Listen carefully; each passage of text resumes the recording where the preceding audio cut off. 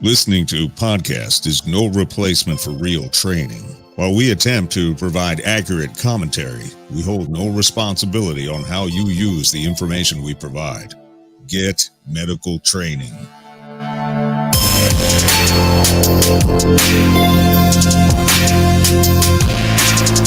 In the blink of an eye, everyday order can be replaced with once-in-a-lifetime chaos.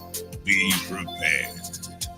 This is the Civilian Medical Podcast. Welcome to the Civilian Medical Podcast, episode 36. My name's Sean Heron. I'm here with my good buddy, Skinny Medic. What's up, man? Good. How are you, sir? I'm doing well. I'm happy. It's almost SHOT Show time, so I'm kind of getting excited. I was going to say, we were just talking about you're getting fired up for SHOT Show. So yeah, I did laundry. That was a task. I have about like 74 pairs of underwear, and I don't do laundry until I run out of underwear. So as you can imagine, there's a lot of laundry to do, but I just get it done and it's fine. I don't know why I'm telling you this. So you could either just stop wearing underwear or just get less underwear than you do more frequently. So yeah, but that doesn't sound fun either. So I've got a good system. I'm going to keep doing it. I'm not going to change anything. I don't even know what to say. All right, good, man. Hey, we've got another guest this time. With us today is Chris Valenzuela from Spent Brass Training Company. And Chris, how's it going? Hi, everybody. Hi, Sean. Hey, Skinny Medic. How are you, sir? Thanks, guys, for having me. Absolutely, man. Glad to have you here. We've got a lot of stuff to talk about, but Spent Brass is a training company that is in California, correct? Yes, sir. Southern California. Very cool. And do you focus mainly on civilian medical training, or do you focus on departmental and first responders, things like that? Nope, all of it. I don't turn down any training. So civilian and professional, I train everybody. Very cool, man. Val and I met in Charlotte at a. Hold on one sec, real quick, Skinny Medic. Val, is that a pen that you're clicking? Oh yeah, I'm sorry. No problem, dude. It is super loud in the recorder. Let me just make a timestamp. No problem, brother. Skinny Medic, take it away. Awesome. So Val and I met in Charlotte at a tactical medicine competition. That's how we met each other. He waxed all of our tails. So so I was like, oh, this guy's super cool. So that's how we met. And I follow him over on Instagram. And I've tried to send him some people that way. I don't know if they've actually went or not. But people are always asking about training. So it's a little expensive for me to fly to California to do training. So if you're over there, I always recommend going to see him over there. Yeah, that's very cool. Val, tell us, like, how did you get into medical stuff? Well, after I got out of the military, I decided I want to be a firefighter. And in California, you have to at least be an EMT. While in the military, I had some advanced training, advanced trauma training and combat lifesaver and stuff like that. And I had a few experiences while being deployed, to Baghdad in the war that, kind of scared me. So I wanted to seek some further medical training. And so, once I got back out on the civilian side, then I started my EMT school and started just down that whole process. And I just fell in love with the emergency medicine. Definitely. So got your EMT and then what happened? Let's see. After EMT, I worked on the ambulance. I worked in the ER. Then I got picked up, with the municipal fire department and started working as a firefighter. After that, I went to paramedic school out of state. I went to Texas. I did a hybrid program. It was only like 6 months long. Nice. Yeah, it was an accelerated course. And then after that, I didn't even finish. I didn't even test for my national registry because I started contracting overseas with Triple Canopy. And at that time, they wanted, they needed medical personnel. And so I went, the money was so lucrative at that point. And needless to say, I was very short-sighted. I should have got I should have ended up getting my paramedic. Instead, I went overseas and I started contracting.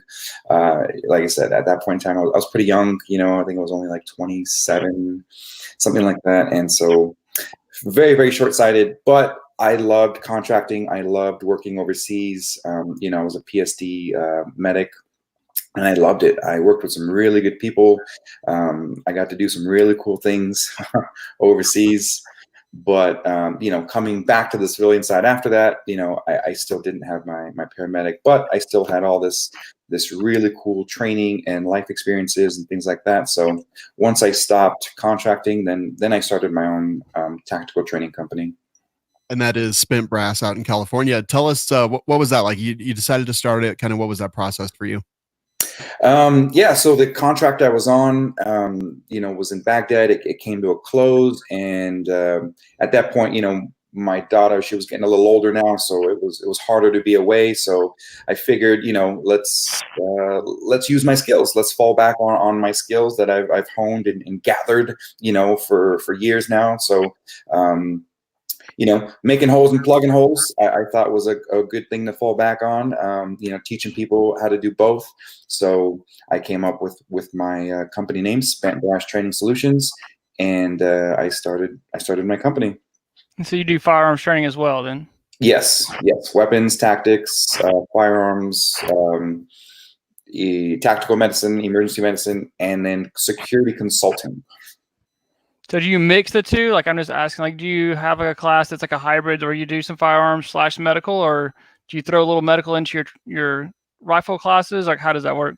Yep. So all of it. So sometimes it'll just be you know, straight platforms, you know, like handgun only or rifle only or shotgun only, or medical only. And then I will have a class, you know, a TAC med class, you know, or something where we'll combine the two. It just depends on the level of the participant, you know, what they're looking for, because you throw in a lot of stressors of each, and then they become overwhelmed. They go in the black, and then it's just not, you know, it's not viable for them. It's too much stress, you know. So the advanced students, people who have taken previous classes and know, you know, how to deal with stress, yeah, that's more their speed. But for the more of the civilian population that I get for my beginners, yeah, I got to start them off slow, you know, one or the other. So with bringing civilians in, clearly lots different from people that are first responders or soldiers or, you know, just contractors or anything else like that. Do you change your teaching style to kind of fit? Oh yeah, I have to, because you know, when you get these salty law enforcement officers or these salty veterans, you know, it's their mannerisms and their speak is different, you know, so you have to approach them differently. You know, you can be more fluid with them, you can be more vulgar, you know, you can say things and do things to reach them differently than you do your civilian participants, you know, and which is okay, which is fine by me, right? I've been a professional instructor for, you know, over 15 years now, so I can adapt easily, you know. A lot of my friends, they come to me and they say, hey, can you teach my wife? Can you teach my girlfriend? Can you teach my children? And that's just because, well, you know, there's like a wall there between a significant other, you know, and a child and a parent, you know, and I go through the same thing with my daughter, you know. My daughter struggles to listen to me because I'm her parent. So no problem. I'll pass her off to my other, you know, adjunct instructors, and she opens up. She's able to listen to them better, you know, and so for me, it's a win-win because she's still getting the knowledge and the skills and the training, you know, from people who I have vetted, who I have taught, you know, so I know that they're giving her the right info, you know. That's funny. I do the same thing, like Mrs. Skinny Medic. Like if she's taking a pistol class, like I'm not teaching you. Like I'll just, you end up yelling at me, so I'm scared. So, you know, I'll send her off to different classes and schools. Like, hey, go learn from this guy. Like, and she'll listen to that guy. Like I've been telling her to do the same thing for the last 6 months, and she's the other guy's like, oh, you should do it this way. And I'm like, I told you that 6 months ago, babe. And then right? she beats me. It's probably true. It is. It's pretty amazing. You know, I'm always so humbled when I have students, you know, like when I'm able to teach and pass on this knowledge and experience. It's seeing the light go off, you know, that bulb, that flip of the switch. man, it's so exciting to see. It never gets old. Absolutely. Tell us a little bit about some of the classes that you offer, especially towards that civilian medical side. So I have my own classes that I've made. I have a 1-day trauma course and then a 2-day tactical first responder trauma course. And then I also teach for the organization NAEMT. I'm an affiliate faculty member, course coordinator, and instructor for that organization. So I teach the official TCCC and TECC series of TACMED classes.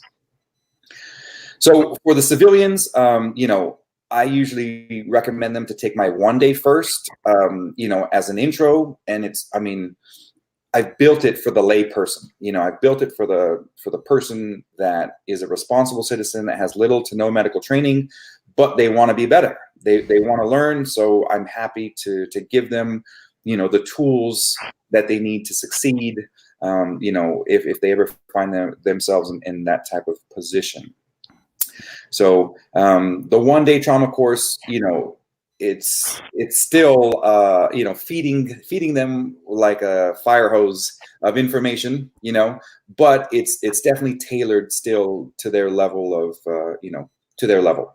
So I assume you're talking like tourniquets, wound packing. Yeah, so I use the acronym SCAB for my civilians. SCAB is scene safety, right? Circulation, airway, breathing. So it's just basically it's the March algorithm, but tailored more for the civilian side, especially for the lay responder who just needs it more watered down, more basic. Whereas the professionals, right? I go off of the March algorithm. I found that same thing, like especially like by the end of the day, we're doing a 1-day trauma class. Students are still trying to struggle with that March. Like, what was that? Like M, and I got to going through A. So, yeah. This is like I do the same thing. I'm teaching most of mine are civilians that basic first aid. Maybe they took a stop to bleed class. Maybe this is their stop to bleed class. So March sometimes is they're like, all right, what is that? Like M, A. Like, oh, what am I supposed to be doing for C again? And like, oh yeah, H. Let's just cover it. Like so.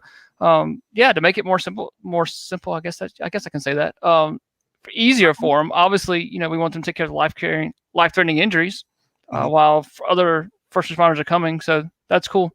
Yeah. I figured working on those 3 things, they're not going to have to worry about head and hypothermia and, and fluids or stuff like that. Just focus on the big stuff, at least at their level, right? Until professional responders arrive on scene. So I figure they can perform, some life-saving interventions, and help, until professional responders get there. So I like the SCAB, and it's only, essentially, 3 acronyms or, CAB that they have to worry about or remember. So I find it that they are able to remember those a little easier, than the 5. Yeah, no, that makes a lot of sense. What about your 2-day class? What are you covering in that? So same thing. I just add upon it, and then because we have a second day of second day of training, I run them through scenarios, a lot of scenarios, or as many as I can, class dependent, right? And I like to change it up. I like to throw in something relevant, and something easy, and then I'll just build upon that. So depending on the experience levels of my students, I might run them through individual scenarios, or I'll buddy, self-aid, buddy aid, so buddy teams, and then dependent also I'll do like a group. I'll group them into 4s, and then we'll do a larger exercise. So I change it up depending on the class size and then the level of the student. Nice. Yeah, we do like at the end of the class, we have a big group one that we kind of call like a walkabout. So like we've trained them all these equipment. I'm like, all right, you pack your gear up. And so we've got a couple of backpacks, and my students go around, like they pick out which tourniquets they want. And I tell them, I was like, if you don't take it with you, you don't have it. And so like, that's fun to watch them. One is they see when they get stressed out, they can't find the stuff they're needing because the gear's not organized. They just got threw it in this backpack and they're throwing stuff in there. And then it's also fun with the team stuff is to see who steps up and kind of takes the lead. You'll have people still in the class who kind of step back and don't take the lead. But then people who stand up go, all right, cool, let's do this. Let's put that tourniquet on, make sure it's tight. and then we do another like quick scenarios, like just lasting several minutes, just boom, boom, boom, kind of rapid fire them. So it kind of gets both, but it's fun. Like I like the group one because it's fun to see. Like you can pull so much after action stuff from it because they're not expecting it. They're not expecting what's around the corner of the building. They're a little nervous, and then plus they're throwing gear everywhere, so it's fun to watch. Like they open that med bag and it's just like a bomb exploded. Yes, and, everything just goes everywhere, and it's a hot mess, and it's it's fun. Do you have an MPA? Does anyone have an MPA? And I can't really see it under somebody just on the floor. Where's the chest seals? And they're right there on the little side zipper, and the webbing, and it's fun. It's fun watching it because I've been there. You've been there. I've been there. We've been the student. I'm always a student. And I've been there. And I'm like, God, I see myself, in their position. Same thing with the deer and the headlights look and being stressed out and But now I'm on the other side, and it's fun. It's fun being on both sides. Like I've learned, you go back to we were talking about the competition. I mean, that was super stressful, and like that was fun. Like I come away learning so much from that about myself, learning more about the TACMed community, learning things like that. Like I learned a ton from that competition. Yeah, that competition was great. I went back in 2019 with another partner, and we came in 4th place on that one. So we were all separated by 1 point. It was crazy. Nice. Yeah, I went back and took Source CMP class afterwards. So the Source company, like they're another training company here on the East Coast. They're doing cool things too. So so that was definitely like I like being on both sides. Like obviously, stressed, kind of pushing myself, and then being on the other side is watching students get stressed. But also, like you were saying, and they start flowing through, and like, all right, I got the bleeding stop. Let's go to airway. Let's go to respiratory. So I like seeing that aha moment when the light bulb goes off for students too. Yeah, man, love it. For sure. Let's talk about, you wrote in here the 4 R's and some of the importance of civilian training. Let's kind of cover some of that stuff. What are your thoughts there? So I am a firm believer in the 4 R's. I don't know if this, I don't ever remember hearing this or this is just something that I believe in. I call it the 4 R's, right? Be at the right place at the right time with the right training and hopefully with the right equipment. Right. So to my civilian, students, that's what I push them, being a former professional responder, I can attest to the level of training that professional, responders receive and the time frame, that we usually have to respond and how long it takes us and things like that. So, I have a pretty good perspective on that. So to my civilians, I tell them that, right? I push it and I tell them, you might find yourself in a position, that you might be able to do some good. You might be able to save a life. You might be, the immediate responder that is on scene within seconds versus minutes of professional responders, right? Mm-hmm. So right place, that's what we're talking about, in immediate, an immediate area. The right time, time that's just chance, right? If they caught a green light, and now they're not in that intersection no more, or they caught the red light and now they're at an intersection and now they just saw that T-bone happen or something, so right time, and then the right training, obviously, getting professionally trained by a thoroughly vetted instructor and or training company, and receiving, evidence-based medicine / training, and then the right equipment, right? Attending that training and attending that course and seeing all of the equipment that is available for anyone on the civilian market, right? Not just professionals, but both sides. So not only having an understanding of what's out there, but how to properly use it and having the ability to even purchase it. A lot of times before, these past few years, medical equipment was restricted or it wasn't talked about. And you had to go to like specialty shops or, things like that. And now it's widely available on the civilian market, for everyone. And so hopefully, civilians that want to do better, be responsible, will take away all of that. Absolutely. I like that for us. That's pretty cool. It, I may steal that, but you know how to copyright it, right? Not just kidding. you can borrow it. Yeah, I'll let you borrow it. Tactically acquire it.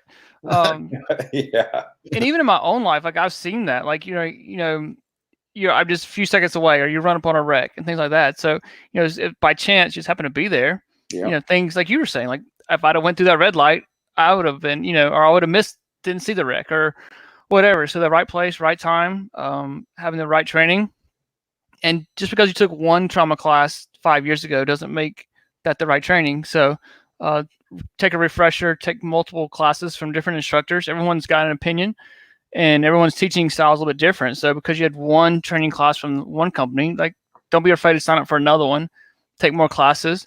And then, like you were saying, the right equipment. Make sure that you're comfortable with what you're carrying. Hopefully you're carrying good quality medical gear, and that you're comfortable using it. You're comfortable using under stress, because it's easy to use it when you're calm, your heart rate's 65, and you're like, all right, this is cool. But now you're stressed out, it's raining, or it's snowing outside, it's dark. Then make sure you can do that same medical equipment under stress. Yeah, definitely. I had a question. I was looking at your 2-day course, and it talks about improvised treatment methods. Now, this is something that a lot of people are interested in, but there's not really a whole lot of people out there doing stuff like this. In fact, one of the places I took my TCCC for medical practitioners, they have a class called Lone Operator, which is only spoken about in hushed tones and things like that. And one of the things they do in that course, and this is for way bigger badasses than me, they teach improvised weapons and improvised medical treatments, because they're working in austere environments and things like that. They can't have a big med kit in their pack or anything else like that. But what are your thoughts on the improvised treatment stuff and the importance of it? Yes. So working in an austere environment, overseas, that was definitely in my scope of practice. And that was stressed upon all of us, security contractors and medics. And that was because if something happened while we were out in the red zone, there was no one coming for us. Okay, no one.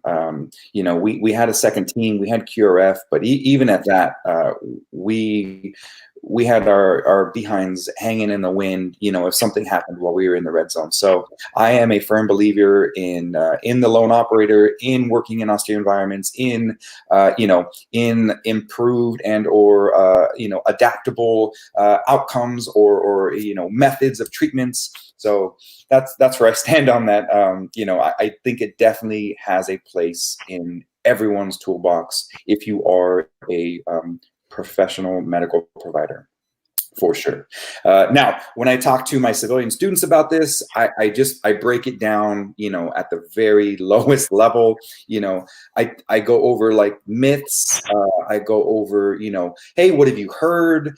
And then, we talk about them. I show it to them, and then, so they can see with their own eyes. For example, everyone always wants to talk about, 10 different ways to improvise a tourniquet. And I'm like, cool, let's talk about those. Let's go over all 10 of those.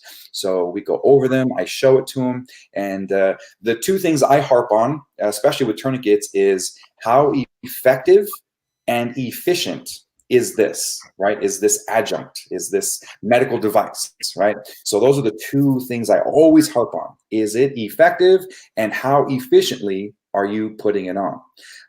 And so, their eyes just, blow up, their head blows up. And, it's a reality check that 9 out of 10 of these are just not effective and or efficient. Yeah.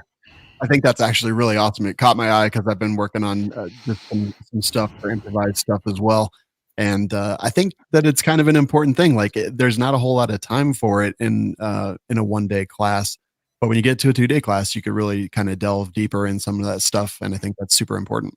Yeah. So we're all different learners, right? But for the most part, the hands-on, scenario training and the hands-on training, that really sealed the deal for them. So when I show them, and I'm like, all right, everyone give me your belts, and we have 5 different types of belts. I usually use like a rigger's belt, and that's really stiff, right? So that's not good to try to wrap around a limb.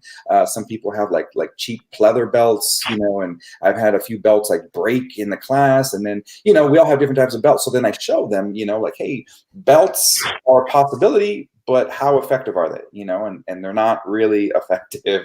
Absolutely. No, I think that's very, very cool, man.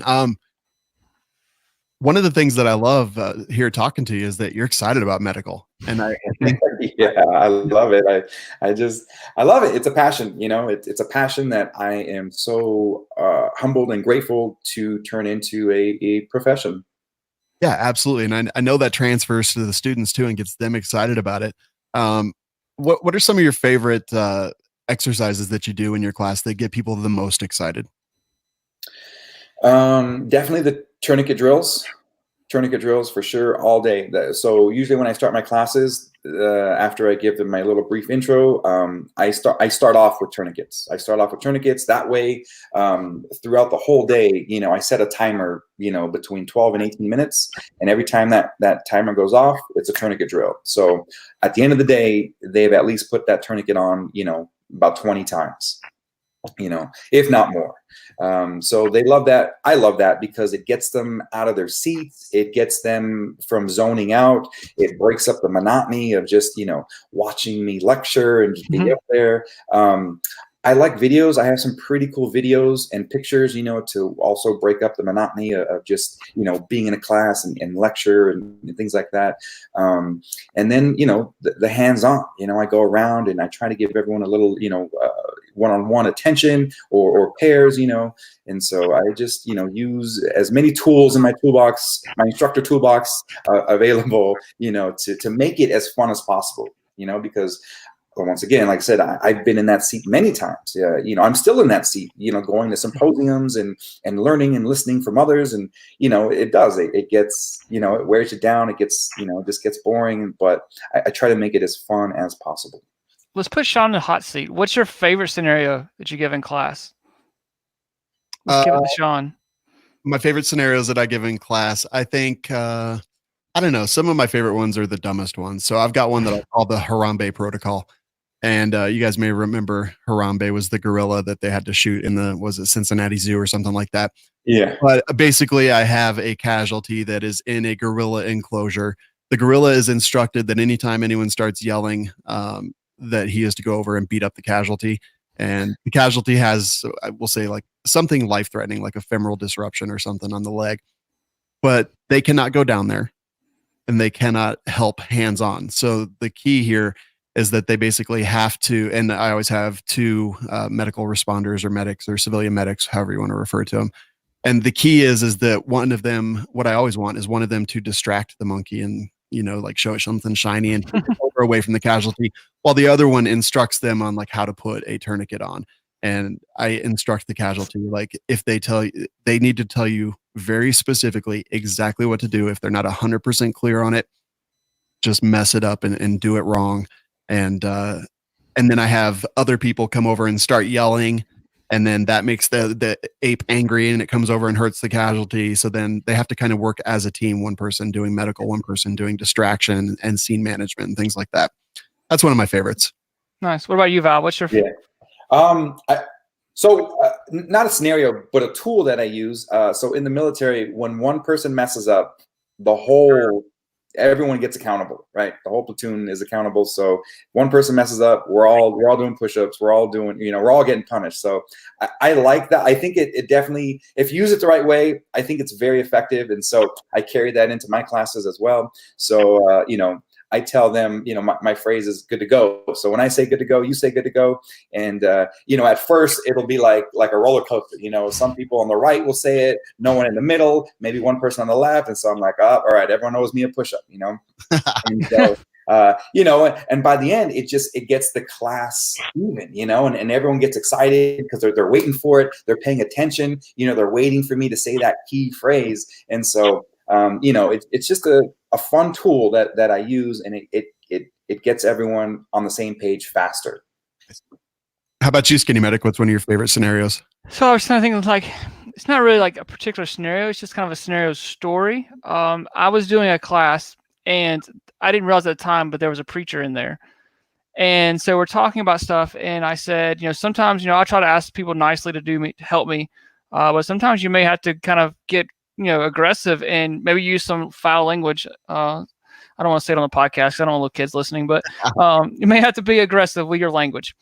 And so this pastor, he's in the front row. He's like, dude, I can't do that. I'm a pastor. And I was like, no. I'm like, if you let like an F-bomb fly or something like that, I'm like, people are going to really move. When the pastor starts cussing, people move, people respond. So end of the day, we're doing a scenario. And I think it was one chainsaw accident. Hits this guy in the leg. So you got to put a pressure point, tourniquet, things like that.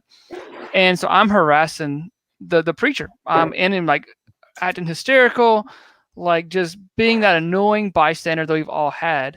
And all of a sudden he tells me to get the F off and go stand over there.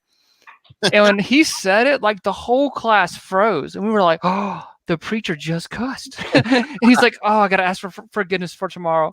And so we all busted out laughing. I was like, that's one of my proud moments. That's amazing. Yeah, that's cool. Put it on your resume. Got a pastor to say the F word. Yes. Highlight. Yeah, that's probably going to get me one day, but I would hire you. That's awesome, man. Let's talk about medical gear. Like, what are some of your favorites first? And then I know Skinny Medic wanted to talk tourniquets and CO, TCCC, and all that stuff. But let's start with just some of your favorite gear that you carry and recommend. Okay. So I like a few different gear options from a few different companies. North American Rescue, SAM Medical, Go, H&H MedCorp, and TACMed Solutions. So out of those four, I like something from all of that. So the gear that I carry and the IFACs that I make, it's gear from all four of those companies. I don't like it all from one. And that's just, I don't know, personal preference. That's me using it in the field, using it for training. I've just felt that some things are stronger from certain companies, So my tourniquet of choice is a CAT Gen 7, hands down. And you're a CAT fanboy, huh? Yeah. That was what was initially issued to me in the military, and so that's what I've had all of, most of my hands-on time. I've had, my longest experience is handling, touching, using, training is with cats, so I'm just the most comfortable with cats. A partner. Me too. I'm just jerking your leg. What's that? Me too. I'm just jerking your leg. A partner that I used to teach with, he was a 160th SOAR medic, and he loved the SWAT tee, the soft tee by TACMed Solutions. And so it's the same thing, right? That was what his training was. That's what his hands-on time was. And so he just loved it because that's what he was more comfortable with, right? So I can use all the tourniquets, but if it's a preference to carry, I like the CAT. Okay. When it comes to, let's move down through the March algorithm. I like, as hemostatic agents go, I like Cheeto-san. I like Cheeto Gas. I prefer Cheeto Gas. I like Cheetos. Yeah. That's, this one. That's a little bit different because most people are, the C-Locks or combat galls. So that's a little bit different brand that you're talking about. Yeah, and I do want to discuss that. I'm like, why do you like it better?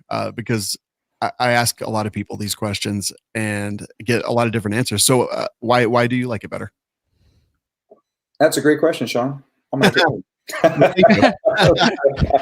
So basically, if you use quick clot and you pack the whole wound and that doesn't contain the bleeding, you have to remove the whole unit.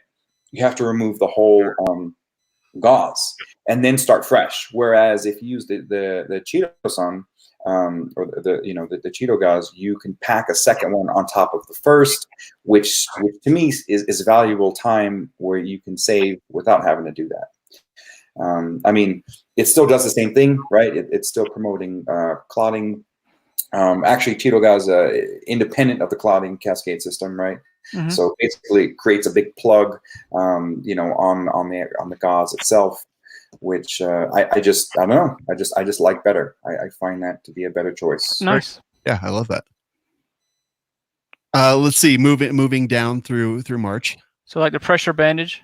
Oh, pressure bandage. I love the H bandage by H&H MedCorp. I love that 8-inch H bandage with the H fulcrum. Yep, that's my fave for sure. I cannot stand the North American Rescue EDT, the emergency trauma dressing. I can't stand it. That's funny. I like the H&H bandage, how flat it is. Like if you're packing into a kit, maybe an EDC pack, something like that. Like that is super low profile in the inside the packaging. So I definitely like that. Yeah. The price is right too. I like the fact that when you go to put it on extremity, it's got attachment there to hold the bandage in place. So it's definitely, I think for me, like personally, I think the teaching the civilians like how to remember how to do the H is a little complicated, I think sometimes, but they don't have to use the H. But I really like it because it's the low profileness. Mm. I'm a huge fan of everything that's flat, Yeah. packed flat. Oh yeah. When it first started, everything was rolled and but now I'm all about the flat because you can pack more items in your limited space of your container, because things are flat instead of rolled. So definitely a huge fan of the flat items.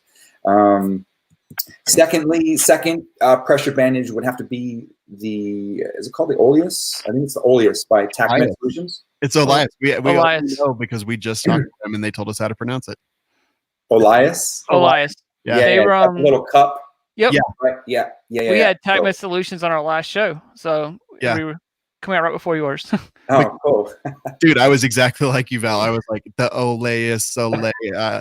How to say it? But yeah, Elias. That's how. The brown package. That's yes.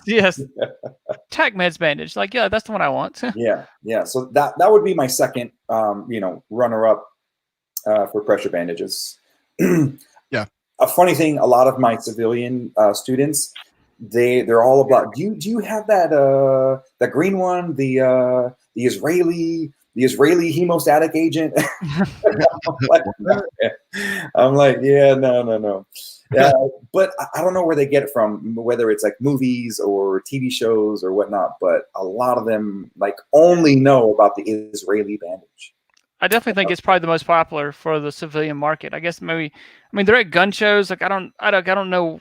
It definitely grabbed traction with the civilian market, but it's always everybody wants to know about it. But I think there's other great bandages out there. Yeah. So yeah, I show them, the big five, I call it, right? And so, I'm like, hey, these are other ones out there, and so in my class, right, I show them these different five, and then I show them these are the fulcrums. This is how to engage the fulcrum, and yeah, so.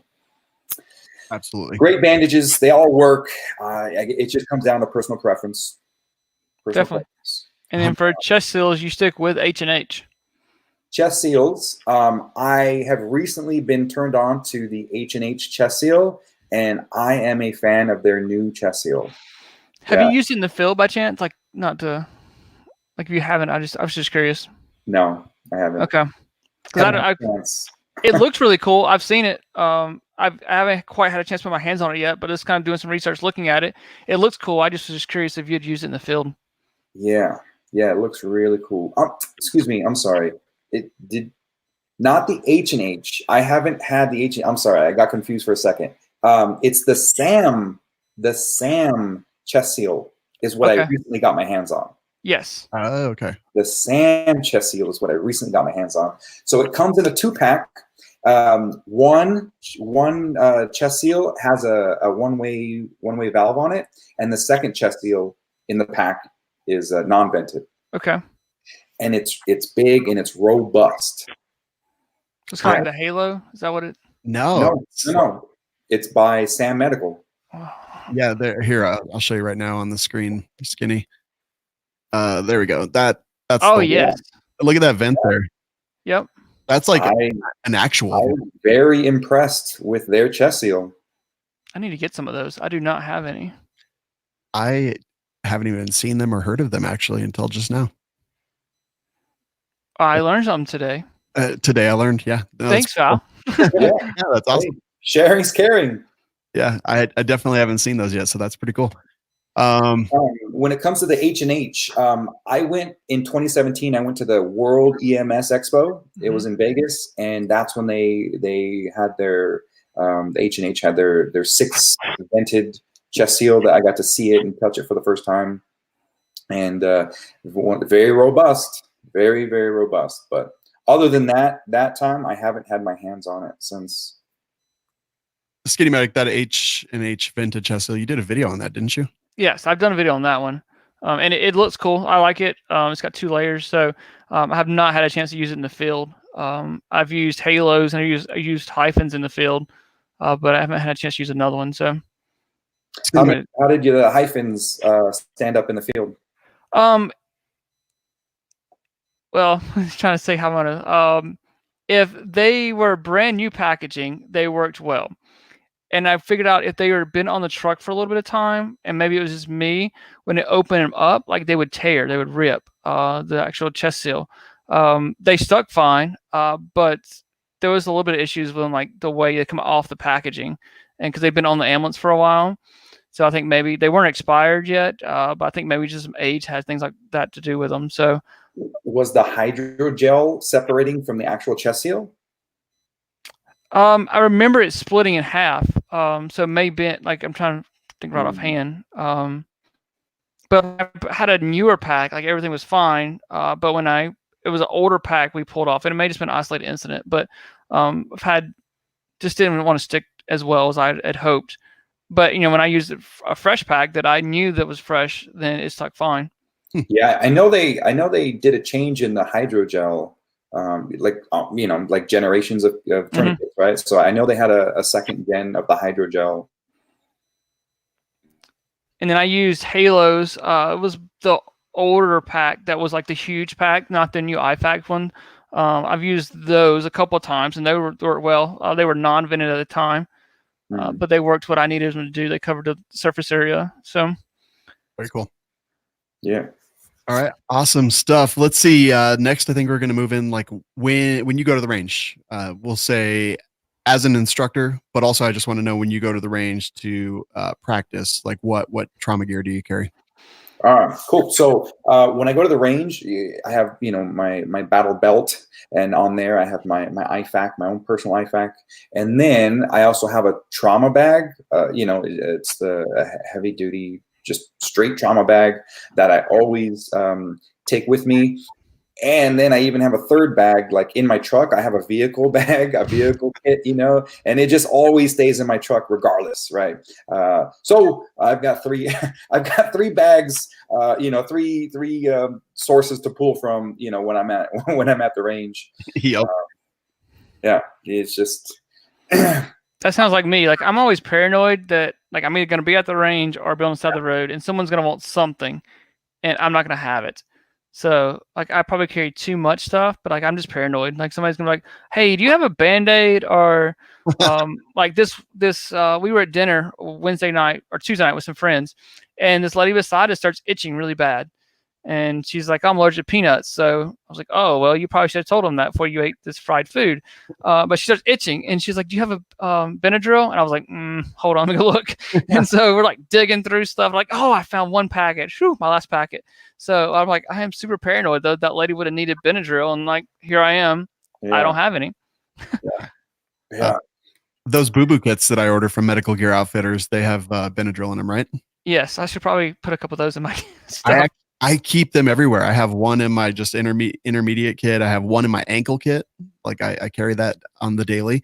And then I've got a couple in my big trauma bag that I keep in the back. Nice. And we added the little My Little Pony Band-Aids to all of our SWAT bags. So we handed them out. So that's so cool. We've been making jokes about it. So I'd always carried a few here and there. So like that video came out and we did SWAT training and they were like, "Hey, you got any more of those Band-Aids?" Kind of like the crackhead thing. Like, here's some Band-Aids. Here's boxes of Band-Aids. So we gave out My Little Pony Band-Aids to all the SWAT dudes. It was fun. Hey man, that should be your new sticker. Is the pony Band-Aid with your little logo at the bottom? Yeah, we should definitely come up with that. I love that. Or patch. Yes, a patch. Yes, that's it. Everybody likes patches. So Skinny Wow. Matt carries the My Little Pony Band-Aids. Is there any kind of out of the ordinary stuff that you carry that most people might not? In my trauma bag, I actually carry some Silveron. You know, that's definitely out of the ordinary. You know, I use that for burns. Mm-hmm. You know, it's antibacterial, antimicrobial. I keep a set of oral IV liquids in my bag for dehydration. Man, those things work great. I love those. And I think that's it. I keep like some rags, you know, just for the real messy stuff, you know, just to sop up real quick and top before I can, you know, clean my workspace real quick. Sean keeps tampons in his stuff. Yeah, to treat bullet wounds. Duh. Okay. I think that's it. I don't keep, you know, I just keep a lot of stuff in there. You know, probably too much, but no, I don't think I keep anything too crazy. For the record, Skinny Medic actually does keep tampons in his bag, but it's not for penetrating trauma. It's actually in case a lady ever needs one. Didn't you tell that story? Yes, I did tell that story. Like one of our first episodes, we're standing there and we're all tacticaled out, like looking cool. We're doing a standby. Me and a buddy of mine are standing together, and this lady comes up to us and she's like all secretive. I'm like, oh, this is gonna be fun. Like we had some high profile people coming up to the stage. I thought, well, this is gonna be interesting. She's like, do you have a tampon on you? And I thought, man, somebody's freaking put her up to this. This is bullcrap. And I was like, no, I don't have a tampon. Like, this is a trauma kit. And she's like, no, my daughter just started. I need a tampon. I'm like, crap, hold on.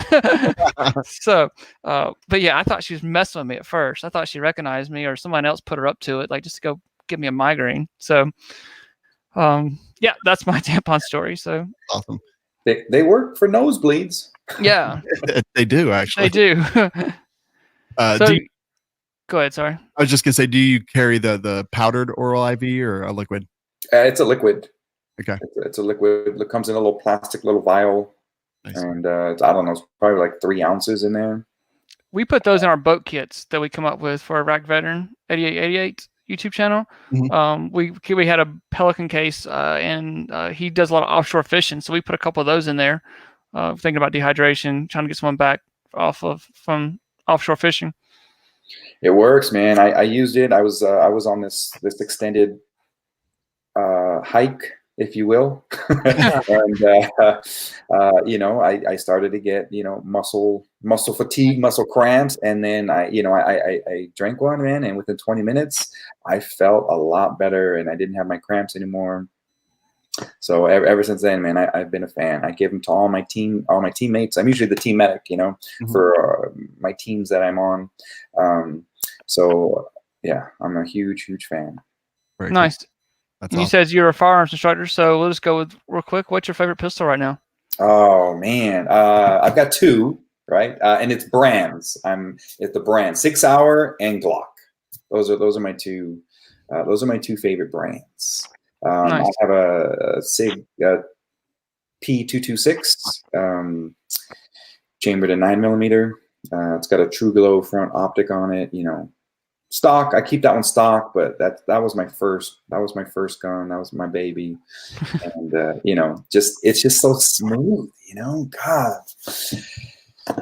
God. 2 summers ago now, I think I got to fire the SIG 320.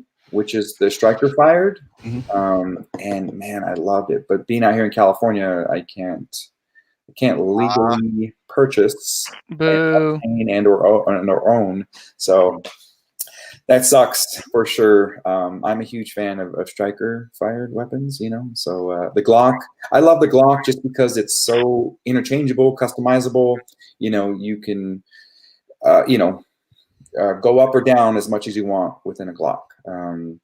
Flat triggers. I am a huge fan of flat triggers. Me too. I probably shot, you know, perf triggers up until 2016. So yeah, I just switched to flat triggers in my ARs too. A couple. And then 2016, I got put on flat triggers, and then I've been shooting a flat trigger ever since. Yep, absolutely. I put one in my SIG P365 that I just showed you. I've got flat triggers in everything I possibly can. Yeah. ARs, pistols, it doesn't matter. All of it. Love them too. Ah, very cool, man. That's good stuff. If people want to take training from you, where can they find your class schedule and kind of all that good stuff?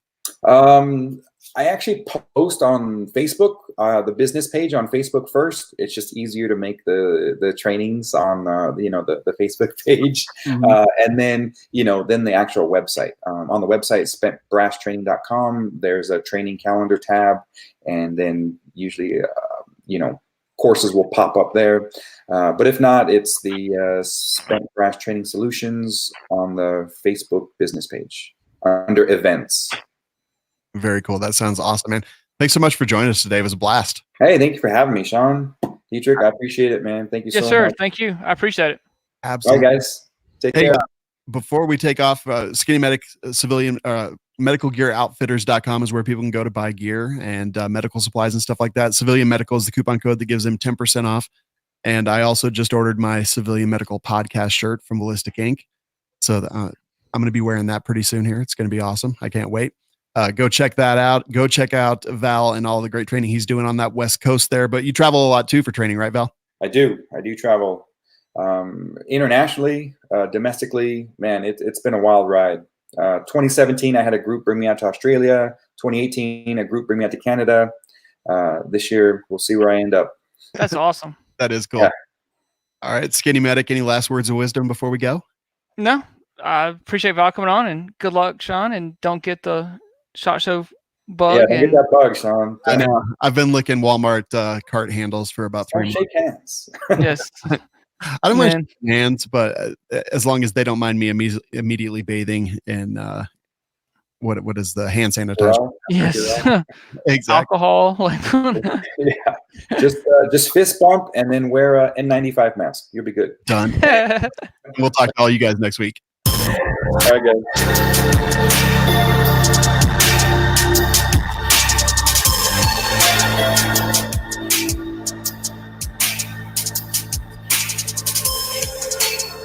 Find us and subscribe at civmedical.com.